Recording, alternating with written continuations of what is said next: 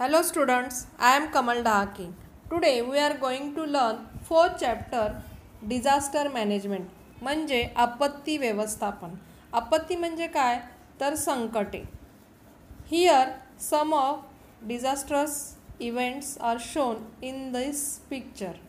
Can you tell what events do you see in these pictures? Yes, correct. Earthquake, droughts, flood, forest fire, storm and volcanic eruption are shown in these pictures. म्हणजे या चित्रांमध्ये आपण भूकंप, दुष्काळ, वनवा, वादळ आणि ज्वालामुखीचा उद्रेक ही दृश्ये पाहू शकतो. What would you have done in these situations? अशा परिस्थितीमध्ये तुम्ही काय कराल? We will try to help affected people. बरोबर, तुम्ही अशा आपत्तीमध्ये सापडलेल्या लोकांना मदत करण्याचा प्रयत्न करा. Have you experience such a situation yourself? तुम्ही अशी परिस्थिती कधी अनुभवली आहे का? Everyone may or may not have experienced such a situation. तुमच्यापैकी काही जणांनी कदाचित एखादी परिस्थिती अनुभवली असेल, पण काही जणांनी ती अनुभवली नसेल. Let us see some of these events. First is earthquake.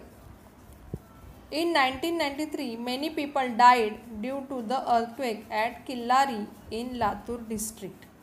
Latur जिल्ह्यामधील किल्लारी या गावामध्ये 30 सप्टेंबर 1993 रोजी भूकंपाचा खूप मोठा हादरा बसला आणि या हादऱ्यामध्ये पुष्कळ लोकांचा मृत्यू झाला, तसेच त्यांच्या घरांचं, मालमत्तेचं खूप मोठ्या प्रमाणावरती नुकसान झालं. Even today, people of Mumbai shudder at the memory of July 2005, when many people had lost their lives in the deluge caused by heavy rains. आजही मुंबईतील लोक 26 जुलै 2005च्या महापुराच्या आठवणी काढतात. या आठवणीमुळे आजही त्यांच्या अंगावर काटा येतो, कारण 26 जुलै 2005 या दिवशी खूप पाऊस पडला, अतिवृष्टी झाली आणि इतक्या प्रचंड प्रमाणात पडलेल्या पावसामुळे अनेकांना आपले प्राण गमवावे लागले. दळणवळण ठप्प झालं, रेल्वे बंद पडल्या, रस्त्यावर सगळीकडे पाणीच पाणी झालं, घरांमधील लोकांच्या पाणी शिरलं, कामावर गेलेले लोक दुसऱ्या तिसऱ्या दिवशी घरी पोचले. अशा पद्धतीने खूप हाहाकार या दिवशी उडाला. In July 2014, the whole village of Malin in Ambegaon Taluka of Pune district was destroyed in a matter of minutes due to a landslide. Many got buried under the heaps of soil and stone and lost their lives. अशाच पद्धतीची दुर्दैवी घटना 2014 मध्ये घडली. 30 जुलै 2014च्या रात्री पुणे जिल्ह्यात आंबेगाव तालुक्यामधील एक छोटंसं आदिवासी गाव, त्याचं नाव होतं माळीण, हे दरड कोसळल्यामुळे पूर्णपणे गाडलं गेलं. मातीच्या आणि दगडांच्या ढिगाऱ्याखाली हे गाव एका क्षणामध्ये गाडलं गेलं. यावेळी अनेकांची घरं या दरडीखाली गाडली गेली, तसेच अनेकांचा मृत्यूसुद्धा झाला. In November 2015, many people died due to the flooding caused by heavy rains in Tamil Nadu. तामिळनाडूमध्ये सुद्धा नोव्हेंबर 2015 मध्ये अतिवृष्टीमुळे खूप मोठा महापूर आला होता आणि या महापुरामुळे अनेक लोकांचा मृत्यू झाला होता, तसेच त्यांच्या मालमत्तेचं खूप मोठं नुकसान झालं होतं. These are some examples of disasters. What is a disaster? आपत्ती म्हणजे काय? A sudden event that causes large scale of damage to life, property and social aspects of a nation or society is called a disaster. आपत्ती म्हणजे काय तर अचानक उद्भवणाऱ्या संकटांमुळे राष्ट्राची किंवा समाजाची मोठ्या प्रमाणात जीवित, आर्थिक आणि सामाजिक हानी होते. अशा संकटांना आपत्ती असे म्हणतात. म्हणजे काय तर असंच अचानक एखादं संकट येतं की ज्यामुळे खूप मोठ्या प्रमाणात लोकांचा मृत्यू होतो, त्यांच्या मालमत्तेचं, घरादारांचं नुकसान होतं, समाजाचं नुकसान होतं. अशा संकटांना आपण आपत्ती म्हणतो. Disasters are of two main kinds, manmade and natural. आपत्तीचे दोन प्रमुख प्रकार आहेत, मानवनिर्मित आपत्ती आणि नैसर्गिक आपत्ती. For example floods due to heavy rains म्हणजे अतिवृष्टी, and earthquake, lightning, a volcanic eruption etcetera म्हणजे भूकंप, विजा कडाडणे आणि ज्वालामुखीचा उद्रेक. फॉरेस्ट फायर्स म्हणजे वनवा, increase risk due to high density of population in a limited area. थोड्याशा जागेत खूप जास्त लोकसंख्या असल्यामुळे अनेक धोके निर्माण होतात, जसं की चेंगराचेंगरी होते, धक्काबुक्की होते इत्यादी.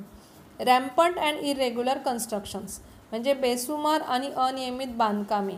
अशा बांधकामांमुळे शहरांमध्ये खूप दाटीवाटी होते. बऱ्याच वेळा ही बांधकामं अचानक कोसळतात सुद्धा. इकॉलॉजिकल इम्बॅलन्स म्हणजे पर्यावरणीय असंतुलन. Terrorism, riots and crimes resulting in bomb explosions, assaults, fire and accidents etcetera.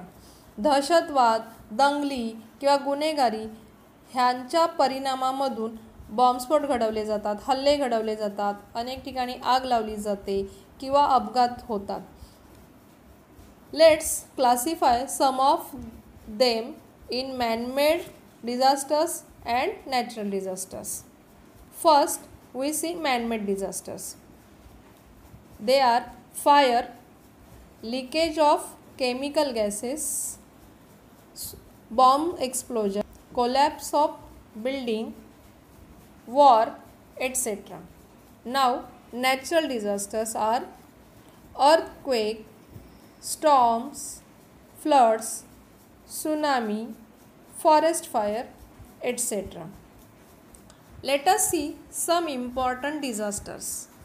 First is earthquakes. Earthquakes means bhukampa. Movements in the interior of the earth release tremendous amount of energy. This causes seismic waves leading to movements of the earth's surface like tremors, shaking, cracking up, etc.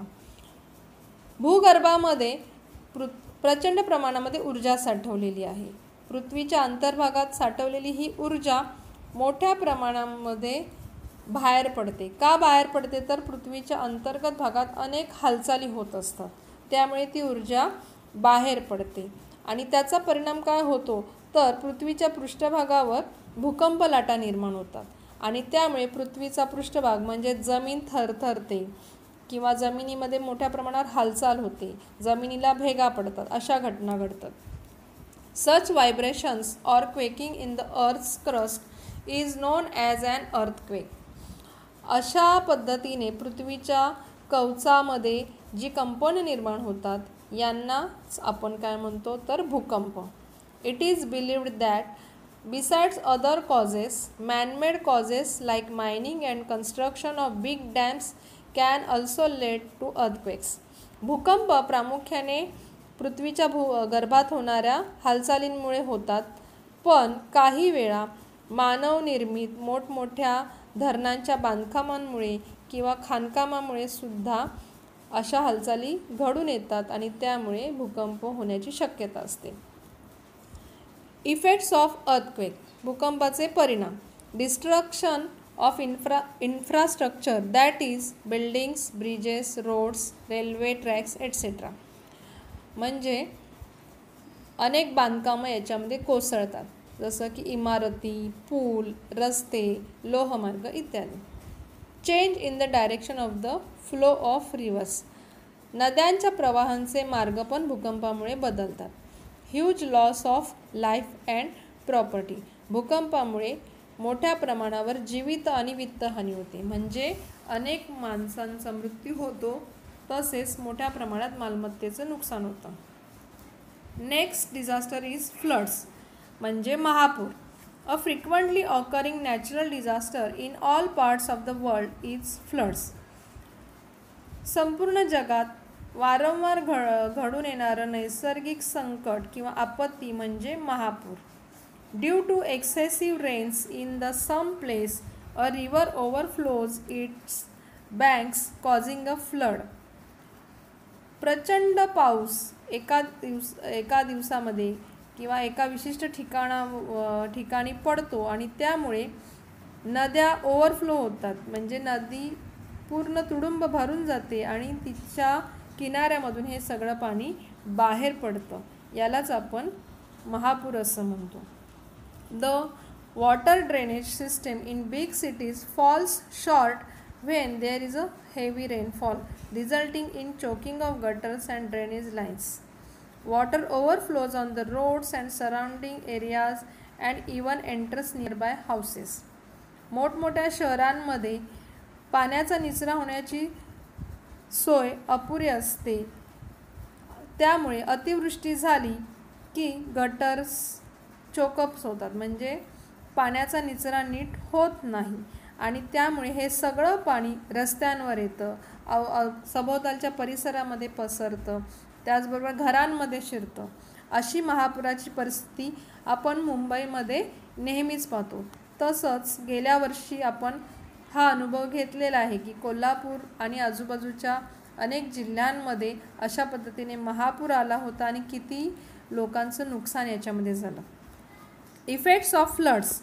Huge loss to life and property, soil erosion, destruction of standing crops, after effects of floods like spread of diseases and epidemics affecting the health of the people. मोठ्या प्रमाणावर जीवित आणि वित्तहानी होते, जमिनीची धूप होते, पिकांचं नुकसान होतं, पूर येऊन गेल्यानंतर अनेक आजारांच्या साथी पसरतात, लोकांच्या आरोग्यावर याचा वाईट परिणाम होतो. Next disaster is storms. The formation of high and low air pressure belts in the atmosphere causes changes in weather resulting in strong winds or storms.